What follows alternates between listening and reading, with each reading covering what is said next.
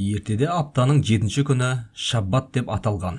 Әдетте өте маңызды болса да, жиі еленбей қалатын істерге, соның ішінде отбасымен уақыт өткізуге, жақсылап тынығуға, қайта күш жинауға арналатын мұндай күн тынбай еңбек ететін адамдарға күш-қуат жинап алуға мүмкіндік берген.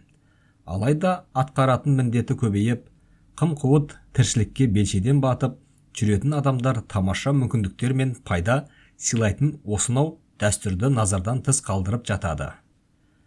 Күйзеліс негізінен зиян нәрсе емес. Ол жақсы нәтижелерге жетуге, бойымыздағы адам сенгісіз ерекше қабілеттерді ашуға және таңғаларлық нәтижелерге қол жеткізуге көмектеседі. Мұны кез келген танымал спортсменнен сұрасаң болады. Мазасызданып, елең-алаң өмір сүретін жандар үнемі күйзеліс үстінде жүреді. Күш-жігеріңді қалпына келтіріп, жан дүниеңе сілкініс жасағың келсе, аптасына бір күніңді өзіңе арна. Апталық шаббат ұйымдастырып, күйбең тірлікпен шапқылап жүріп мән бермейтін қарапайым дүниелерден ләззат алуды үйрен. Аптаның бір күнін осындай рәсімге айналдырсаң, күйзелісің азайып, шабытың ашылып, ұсақ-түйек істердің де бақытын сезіне бастайсың. Мұндай демалысқа бір күнді толық бөлу міндетті емес. Мысалы, жексенбі күні таңертең өзіңе ұнайтын іспен айналысып, небәрі бірнеше сағат жалғыз қалуға тырыс.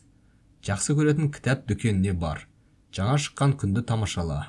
Жағалауда жалғыз серуенде. Журналыңа ойларыңды жаз. Болашағыңа жоспар құрғанда, жаның қалаған істерге көбірек уақыт бөлсең, өміріңе мән-мағына сыйлауға жасаған алғашқы қадамың болады. Апта соңғы демалысты өмірінің ажырамас бөлігіне айналдырудағы мақсатыңды басқаларға түсіндіріп әуре болма. Бәрін өзің үшін істе. Өйткені бұл саған керек. Тура сөзмен айтқанда, егер адам жолдастарымен бір қатарда жүрмесе, басқа дағыраның ырғағымен келе жатқан болу керек.